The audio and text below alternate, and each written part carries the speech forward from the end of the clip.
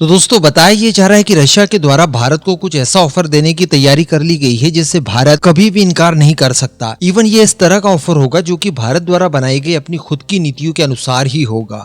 आप सभी को याद होगा आज से कुछ सालों पहले भारत के डिफेंस मिनिस्टर राजनाथ सिंह जी द्वारा एक बात कही गई थी अपने सभी ग्लोबल पार्टनर्स को, और वो बात ये थी कि देखिए भारत हथियारों का बड़ा खरीदार है। भारत दुनिया के कई देशों से अपनी जरूरत का हथियार खरीदता है, लेकिन इसके साथ साथ उन्होंने भारत के अपने इन्हीं पार्टनर्स को ये भी कहा था कि आप अपने वेपन्स जो भारत को बेचना चाहते हैं, इवन भारत के अलावा भी जो दूसरे देशों को बेचना चाहते हैं, उनका उत्पादन भारत में कीजिए। अब इसी के तहत IDRW की तरफ से खबर निकल कर आई है कि ऐसा ही कुछ एक ऑफर रशिया के द्वारा भारत को दिए जाने की तैयारी की जा रही है। इवन रशिया द्वारा इसको लेकर एक टीम भी भारत भेजने के लिए तैयारियां कर ली गई है, और ये ऑफर किसी अन्य हथियार नहीं बल्कि Su-57 को लेकर है। दरअसल रशिया ये चाहता है कि न केवल भारत रशिया का Su-57 अपनी खुद की एयरफोर्स के लिए खरीदे, बल्कि भारत को एक मैन्युफैक्चरिंग और एक्सपोर्ट के लिए हब बनाया जाए। देखिए IDRW ने वैसे तो बहुत बड़ी रिपोर्ट पब्लिश की है इसको लेकर, लेकिन उनकी जो की पॉइंट्स हैं उनको अगर आप ध्यान से देखें तो उसमें इस बात को लेकर स्पष्ट कहा गया है कि रशिया के द्वारा Su-57E को डेवलप किया गया, उसका निर्माण कार्य किया गया,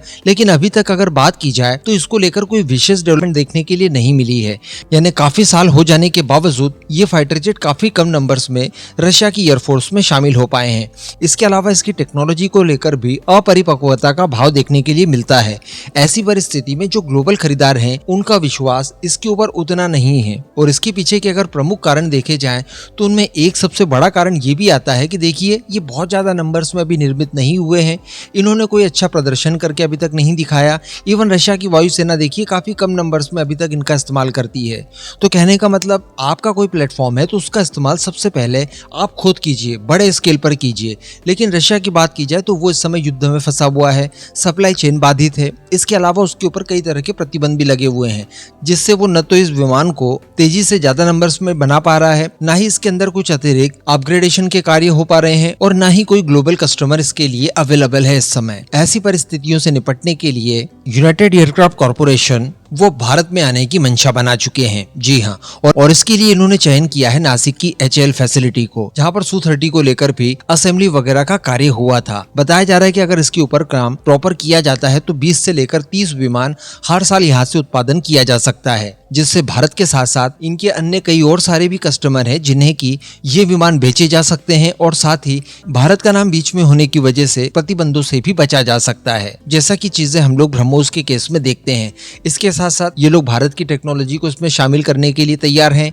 भारत का विरूपाक्ष रडार सिस्टम ले लीजिए जो कि DRDO ने डेवलप किया है। इसके अलावा भी कई सारी टेक्नोलॉजीज जो कि हम लोगों ने Su-30 MKI को अपग्रेड करने के लिए तैयार की है। मिशन कंप्यूटर हो गया, अन्य तरह के वेपन्स वगैरह हो गए, सेंसर्स हो गए, इन सभी को भी शामिल करने के लिए अनुमति पहले ही दे दी है। तो लेट्स सी कि आने वाले समय में भारत इसको लेकर किस तरह का विचार करेगा, क्या जवाब होगा भारत का। लेकिन निश्चित तौर पर यह ऑफर कुछ इस तरह का है जो कि भारत काफी दशकों से चाह रहा है। ऐसी परिस्थिति में बहुत मुश्किल होगा कि भारत इस तरह की ऑफर को डिनाई कर दे। संभवतः इसको लेकर और सारी चीजें तभी हमें देखने के लिए मिल सकती है जब पुतिन खुद भारत के विजिट पर आएंगे। तब तक के लिए हमें थोड़ा सा इंतजार करना होगा, लेकिन आप अपना ओपिनियन नीचे कमेंट बॉक्स में देकर चैनल को सब्सक्राइब जरूर कर लीजिएगा।